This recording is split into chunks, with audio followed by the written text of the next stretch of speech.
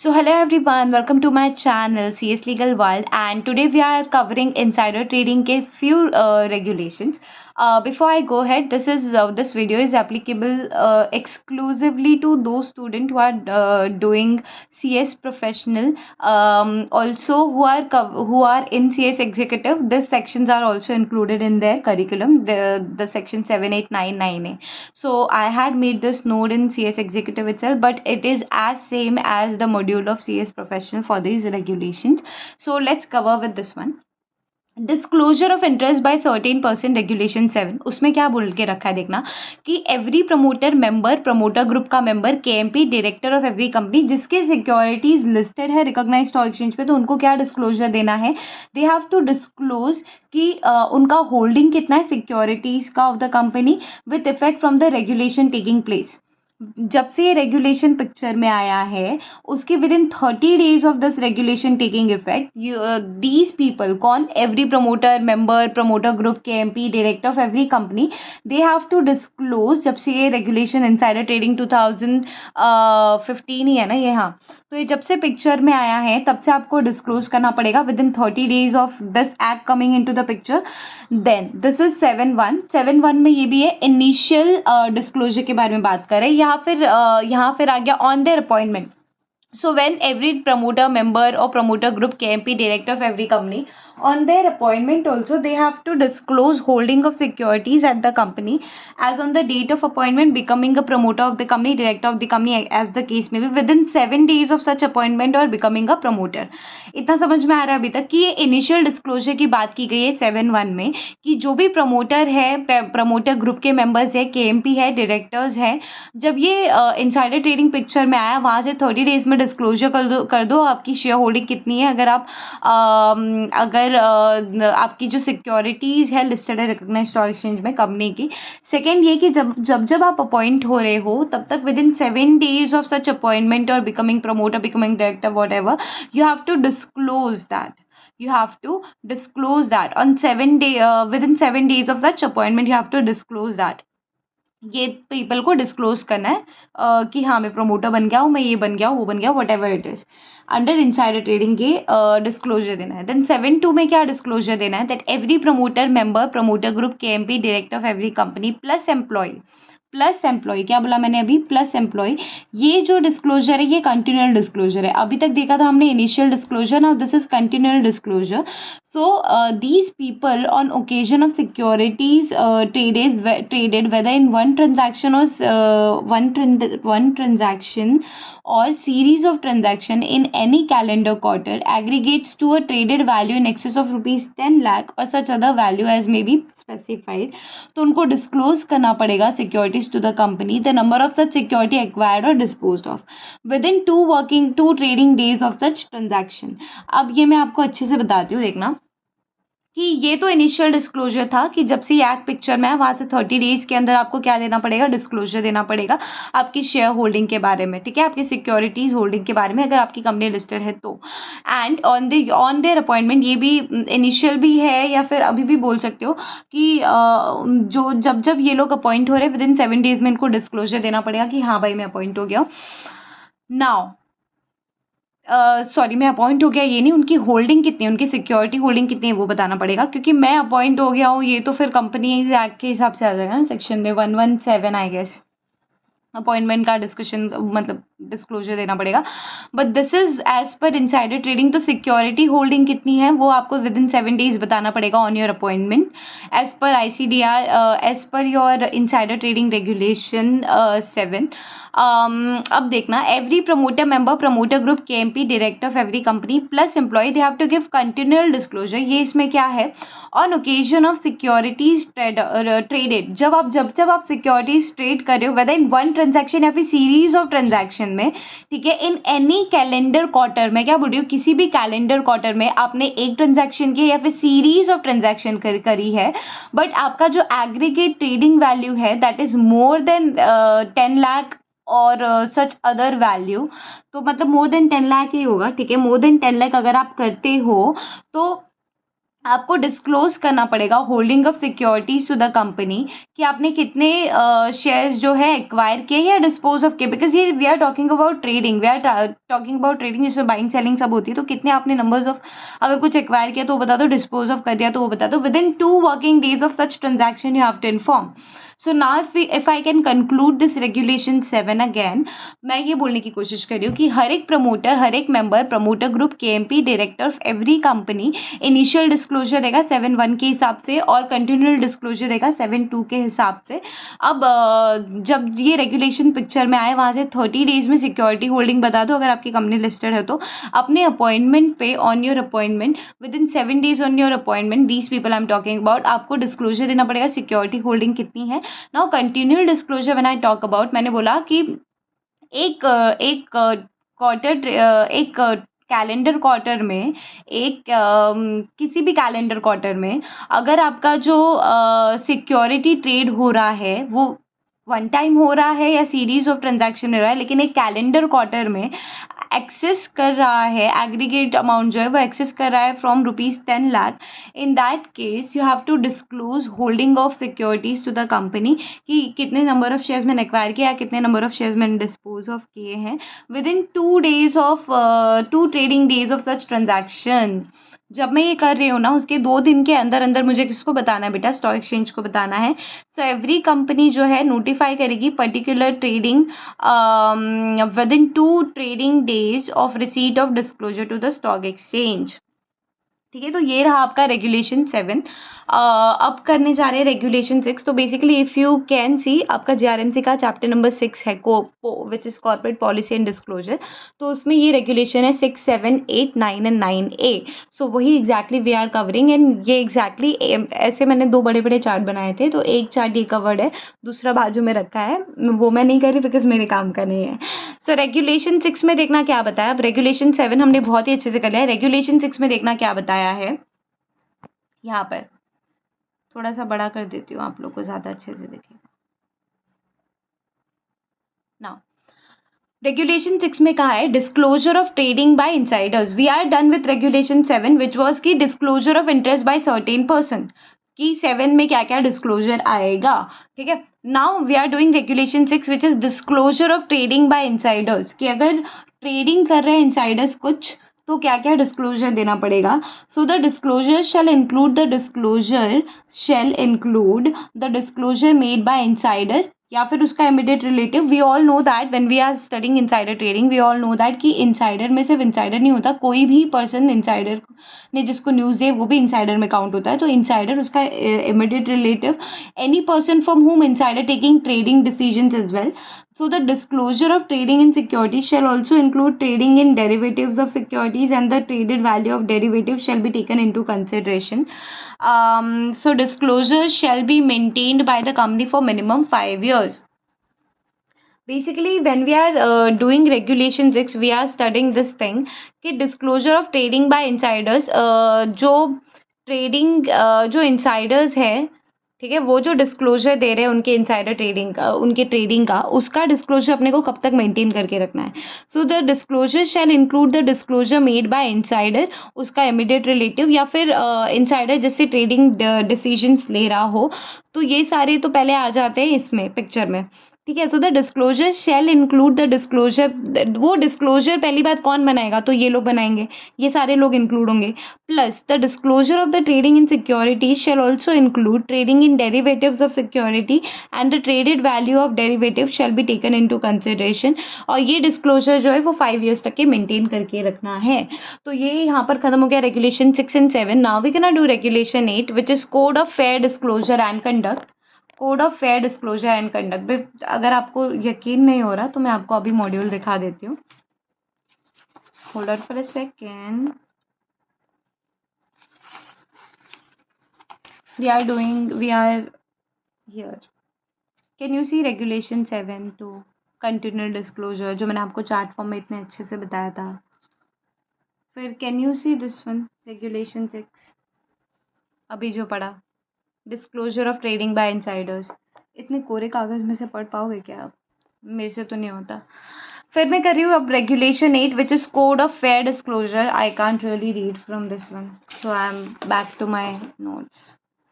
Code of fair disclosure and conduct. अब इसमें क्या है देखना. Code of fair disclosure and conduct, regulation 8 of insider trading we are doing. So the board of director of every listed entity, again मैंने क्या बोला, board of director of every listed entity, ये क्यों नहीं हो रहा है सीधा.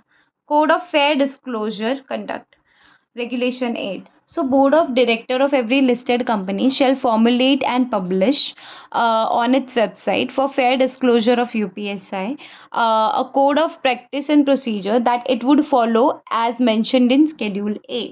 तो schedule A तो ये है principle of fair disclosure. But did we understood one thing when we talking about regulation 8 of insider trading, when we are talking about regulation 8 of insider trading, it says कि code of fair disclosure and conduct में क्या होगा. Code of fair disclosure and conduct में क्या होगा. क्या है ये कोड ऑफ फेयर डिस्क्लोजर, क्या है ये code of fair disclosure and conduct. So you have to understand one thing that जो बोर्ड ऑफ डायरेक्टर है ना हर लिस्टेड कंपनी का, जो बोर्ड ऑफ डायरेक्टर है, जो बोर्ड ऑफ डायरेक्टर है हर लिस्टेड कंपनी का, अगेन जो बोर्ड ऑफ डायरेक्टर है एवरी लिस्टेड कंपनी का, जो लिस्टेड कंपनी का बोर्ड ऑफ डायरेक्टर है उसको फॉर्मुलेट करना पड़ेगा, पब्लिश करना पड़ेगा उसके वेबसाइट पे code of fair disclosure for fair disclosure of UPSI. कि अगर ठीक है आपके पास यूपीएसआई, ठीक है मेरे को इश्यू नहीं है, आपके पास यूपीएसआई है ना, लेकिन code of practice and procedure that would follow as mention in schedule A, कि स्केड्यूल ए के हिसाब से आपके पास यूपीएसआई, ठीक है आपको ट्रेड करना है, ठीक है कैसे करना है वो हम बताएंगे. समझ में आया. So the board of director of every listed company shall formulate and publish on its website for fair disclosure of UPSI of events and occurrence that could impact price discovery in the market for its securities, shall also be intimated to the stock exchange where the securities of the companies are listed. ये fair disclosure आपको stock exchange को ही बताना है जहाँ पे आपकी company listed है. Now what exactly principle of fair disclosure means? So schedule A में क्या क्या चीज़ें दी गई है देखना. Prompt public disclosure, uniform and universal disclosure, delegation of senior office as CIRO. क्या पढ़े इसको, कीरो पढ़े, कीरो पढ़े, चलो ठीक है. Prompt dissemination, appropriate and fair response to queries, best practices to make transcripts or records of proceedings of meeting, handling UPSI on need to know basis, handling UPSI on need to know basis. तो basically code of fair disclosure and conduct का मतलब ही यही होता है कि आप disclose किसको करने वाले हो. कोड ऑफ फेयर डिस्क्लोजर कि आपको डिस्क्लोज करना है क्या, या आपको डिस्क्लोज करना है क्या, करना है तो कैसे करना है, किसको करना है. तो बेसिकली सेक्शन समझिए, रेगुलेशन समझने की कोशिश करना. कोड ऑफ फेयर डिस्क्लोजर कि बोर्ड ऑफ डायरेक्टर्स होते हैं जो हर लिस्टेड कंपनी के, उनको एक एक पॉलिसी रेडी करनी पड़ती है जो अपने वेबसाइट पे भी डालते हैं for fair disclosure of UPSI, a code of practice and procedure that would follow as mention in schedule A. अब प्रिंसिपल ऑफ फेयर डिस्क्लोजर क्या है कि प्रॉम्प्ट पब्लिक डिस्क्लोजर, अगर प्रॉम्प्ट पब्लिक डिस्क्लोजर होना चाहिए, यूनिफॉर्म एंड यूनिवर्सल डिस्क्लोजर होना चाहिए, ठीक है. Third that designation of senior officer as CIRO. इसमें क्या होगा कि यूपीएसआई को डील करने के लिए आप सीनियर लेवल पे एक ऑफिसर बिठाओगे which would be CIRO to deal with UPSI. So basically if you are not getting the question wrong, let me just tell you इस पे क्वेश्चन कैसे बनेगा. Regulation 8 code of fair disclosure and conduct. So basically इस regulation को समझने की कोशिश करना. जो लिस्टेड कंपनी का बोर्ड ऑफ डायरेक्टर होगा वो फॉर्मुलेट करेगा कुछ policy on its website, publish करेगा for the disclosure of UPSI a code of practice and procedure that would follow to mention in schedule A. schedule A में जो basically दिया है ना principle of fair disclosure, अब उसको वो कैसे adhere करना है, उसको वो कैसे adhere करना है, वो सारी चीज़ों पे वो पॉलिसी बनाएगा. तो प्रॉम्प्ट पब्लिक डिस्क्लोजर है. So basically when we talk about principle of fair disclosure, principle of fair disclosure का क्या मतलब, जब आप डिस्क्लोज कर रहे हो ना, जब आप चीज़ें डिस्क्लोज कर रहे हो तो फेयर डिस्क्लोज कैसे कर रहे हो, कैसे माना जाएगा कि आप फेयर डिस्क्लोजर कर रहे हो. इज़ इट नॉट लाइक कि आप आप पब्लिक डिस्क्लोजर तो कर रहे हो, सिलेक्टिवली बेसिस पे कर रहे हो. So we are talking about principle of fair disclosure. Fair disclosure करना है तो प्रॉम्प्ट पब्लिक डिस्क्लोजर होना चाहिए, सिलेक्टिव बेस पे नहीं होना चाहिए. यूनिफॉर्म एंड यूनिवर्सल डिस्क्लोजर होना चाहिए सबको एक साथ. डेजिग्नेशन ऑफ आप यूपीएसआई को डील करने के लिए सीनियर लेवल पे एक कीरो रख दोगे which is chief investor relation officer, वो भी डील करेगा, साथ में देखेगा।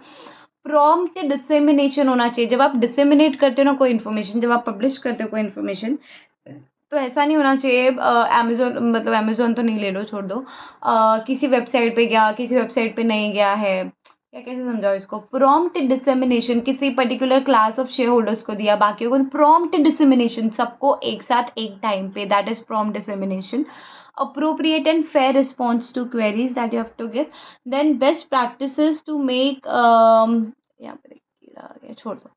Best practices to make transcript or records of proceedings of the meeting. Handling UPSI और नीड टू नो बेसिस, जिसको बताना है ना उसको बताओ, दुनिया भर में बांटते मत फिरो। इसका एग्जाम्पल दे देती हूँ। Let's say you are pregnant, I am just giving you an example. Let's say you are pregnant, तो आप ये आपके लिए एक अनपब्लिश प्राइस सेंसिटिव इन्फॉर्मेशन है, एटलीस्ट फॉर 3 मंथ स्टार्टिंग के। सो आप नीड टू नो बेसिस पे बताओगे ना, फैमिलीज को बताओगे। विल यू पीटूफाई द ढिंडोरा ऑन द सोशल मीडिया, ये आई एम प्रेग्नेंट, ये no, I am just giving you an example that you have to handle the UPSI और नीड टू नो बेसिस। जिसको बताना जरूरी है उसको बताओ, सबको ढिंडोरा मत बांटो। So principle of fair disclosure क्या होता है कि फेयर डिस्क्लोजर करना है, तो सबसे पहले मुझे एक बात समझ में आई कि प्रॉम्प्ट डिस्क्लोजर होना चाहिए, यूनिफॉर्मली होना चाहिए। फिर जो डिसेमिनेशन है वो भी प्रॉम्प्ट होना चाहिए। 3 चीज़ें तो मुझे समझ में आई। फिर एक कीरो को रख दूंगी एज अ सीनियर मैनेजमेंट में डील करने के लिए, यूपीएसआई को सीनियर लेवल पे डेजिग्नेट कर दूंगी। ठीक है, ये भी समझ में आ रहा है। ठीक है, फिर appropriate and fair response to queries, अब जो क्वेरी आ रही है उनको भी अप्रोप्रिएटली हैंडल करना है। ठीक है, फिर जो मीटिंग ऑफ ट्रांसक्रिप्ट वगैरह है उनके लिए बेस्ट प्रैक्टिसेस कैसे करना, और handling UPSC on need to know basis. तो this is how we are done also with regulation 8। Now we gonna do regulation 9, but before we go ahead with that one, एक चीज़ मेरे दिमाग में रह गई कि 7.3 नहीं किया यार। इधर देखना ज़रा। 7.1 किया इनिशियल डिस्क्लोजर, 7.2 किया कंटिन्यूअल डिस्क्लोजर, 7.3 नहीं किया। अभी क्यों नहीं किया वो नहीं पता, पर नहीं किया। चलो पहले 7.1 को रिवाइज करना है, रेगुलेशन 7 को रिवाइज करना है तो कर लो कि 7.1 में इनिशियल डिस्क्लोजर दे देंगे जब भी एक्ट आए उसके 30 दिन में। 7 डेज में जब भी आप अपॉइंट हो रहे हो, directors promoter whatever you are, आपको शेयर होल्डिंग का डिस्क्लोजर देना है। 7.2 में अगर आपका जो ट्रांजैक्शन है एक कैलेंडर क्वार्टर में एक्सीड हो रहा है 10 लाख से, तो आपने कितना सिक्योरिटी बाय किया या सेल किया, वो within 2 trading days of such transaction आपको स्टॉक एक्सचेंज को बता देना है।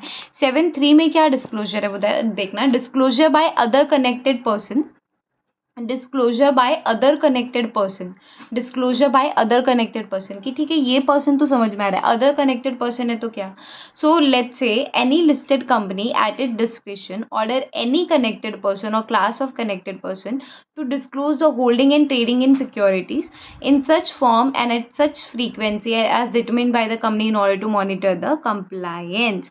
क्या ये बात समझ में आती है कि कलेक्टेड पर्सन जो आपने बना के रखा है वो तो ठीक है, कंपनी को लगता है भाई ये तेरा कनेक्टेड पर्सन है, तो उसकी भी होल्डिंग जो है डिस्क्लोज की जानी चाहिए कंपनी को at such frequency as determined by the company in order to monitor the compliance.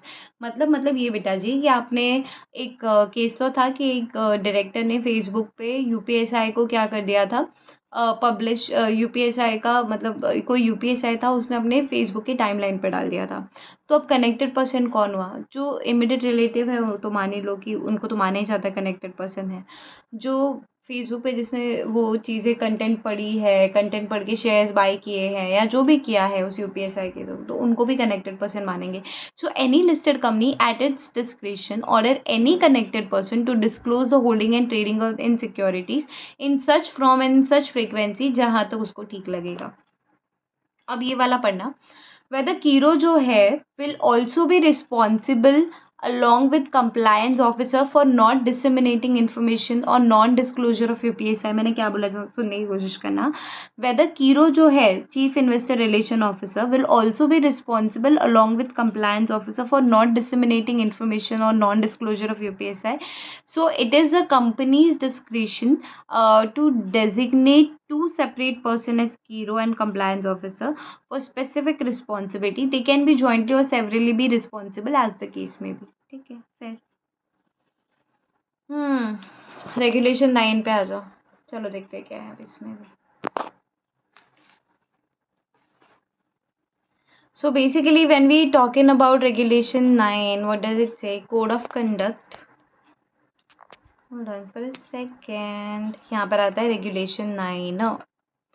So regulation 9 क्या बोलने की कोशिश कर रहा है? कोड ऑफ कंडक्ट क्या बोलने की कोशिश कर रहा है? The board of director of listed company और board of director listed company का, या फिर बोर्ड ऑफ डायरेक्टर या फिर head of intermediary who is registered with SEBI. क्या बोला मैंने? बोर्ड ऑफ डायरेक्टर या फिर head of intermediary who is registered with SEBI shall ensure that कि सीईओ या फिर एमडी जो है shall formulate code of conduct to regulate, monitor, report trading by designated person or his immediate relative. So they have to adopt the minimum standards set out in Schedule B and Schedule C. Schedule B in the case of listed company and in case of intermediary Schedule C. ठीक है. So the board of director in consultation with compliance officer, the board of director क्या बोला मैंने? The board of director in consultation with compliance officer specify करेगा designated person to be covered under the code of conduct. कौन कौन होंगे वो? So employee, intermediary having UPSI based on their function, role, etc. Employee of material subsidiary and all promoters, individual promoters, investment company for intermediary. CEO, employee 2 level below, CEO, any support staff having UPSI. इसको plane read करके कुछ समझा नहीं होगा. Now let me make you understand this one. Regulation 9 properly talks about code of conduct कि code of conduct क्या होगा. So board of director of listed company या फिर बोर्ड ऑफ डायरेक्टर, क्या बोला मैंने? लिस्टेड एंटाइटी है तो उसका बोर्ड ऑफ डायरेक्टर, या फिर बोर्ड ऑफ डायरेक्टर या फिर head of intermediary who is registered with SEBI. Again what did I say? Listed company है तो उसका बोर्ड ऑफ डायरेक्टर या फिर बोर्ड ऑफ डायरेक्टर या फिर head of intermediary who is registered with SEBI. उनको इंश्योर करना पड़ेगा कि सीईओ और एमडी जो है they have to formulate code of conduct to regulate and monitor the trading by designated person and his immediate relative. कि डेजिग्नेटेड पर्सन कितना trade करेगा, क्या ट्रेड करेगा, या फिर उसका इमीडिएट रिलेटिव कितना या क्या ट्रेड करेगा. They have to be framed in a policy by CEO या फिर MD. and they have to also adopt the minimum standards set out in schedule B में जो दिया in case of listed company, schedule C में जो दिया in case of intermediary. so board of director जो है in consultation with compliance officer specify करेगा designated person to be covered under the code of conduct. ये code of conduct में designated person कौन होंगे? अगेन अब डेजिग्नेटेड पर्सन कौन है? So they are just the employees intermediary having UPSI based on their functions, role in the organization, employee of material subsidiary, employee not below the 2 level, any support staff. So they are gonna be what? They are gonna be the designated person having UPSI. So this is how the code of conduct has been framed here. So now we are referring to our last question, which is institutional mechanism for prevention of insider trading, regulation 9A. कि क्या mechanism रखना पड़ेगा for prevention of insider trading. So CEO MD of the listed company, जो listed company का CEO या फिर MD है, shall put adequate system to prevent insider trading. ठीक है, adequate system put करेगा. फिर all employees who have access to UPSI are designated person. So firstly we understood one thing over here कि institutional mechanism क्या होगा for prevention of insider trading. तो CEO और MD जो होगा shall put adequate system to prevent insider trading. fair. तो जो भी employees है जिनके पास UPSI है हम उनको designated person मान लेंगे compulsorily. ठीक है. fair. Adequate restriction shall be placed on communication of UPSI. Communication of UPSI ऐसे होगा क्या? ये देखो पता है क्या आज यूपीएसआई, देखो लेट्स से कंपनी में यूपीएसआई, ठीक है, ये देखो पता है क्या आज क्या हुआ? ये देखो पता है? नहीं. There has to be restriction, strict restrictions has to be placed on communication of UPSI कि नहीं बात कर सकते तो नहीं कर सकते, कि या पकड़ा गया तो फिर फाइन देना पड़ेगा 2 लाख का. द स्ट्रक्चर्ड, मैं एग्जांपल दे रही थी, सीरियस मत ले लेना. The structured digital database shall be maintained containing the name, pen of the employee to whom the UPSI has been shared. Board of director या फिर head of the intermediary shall ensure that CEO MD shall ensure that CEO MD ensures the compliance of these regulation. Board of director को ये ensure करना है कि CEO और MD ensure कर रहा है compliance of these regulation. Audit committee of the listed company shall review compliance at least once in a financial year and verify that internal systems are adequate to control insider trading or not.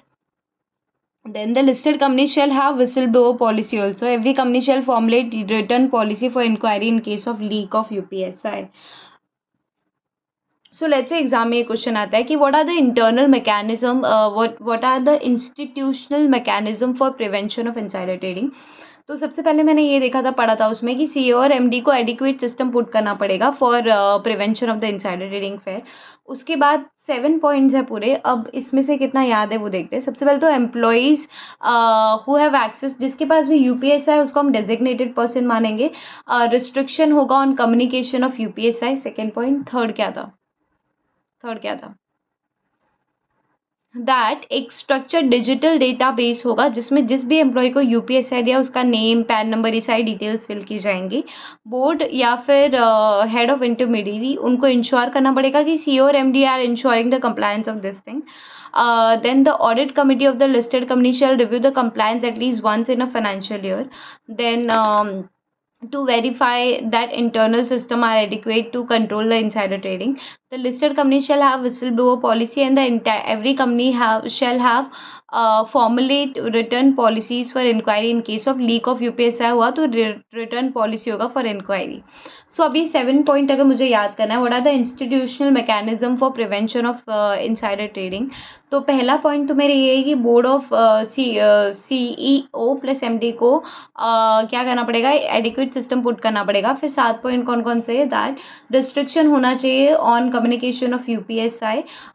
Board या फिर intermediate ये ensure करेगा कि CEO या कि कीरो जो है या फिर CEO MD ensuring the compliance of this your insider trading compliances.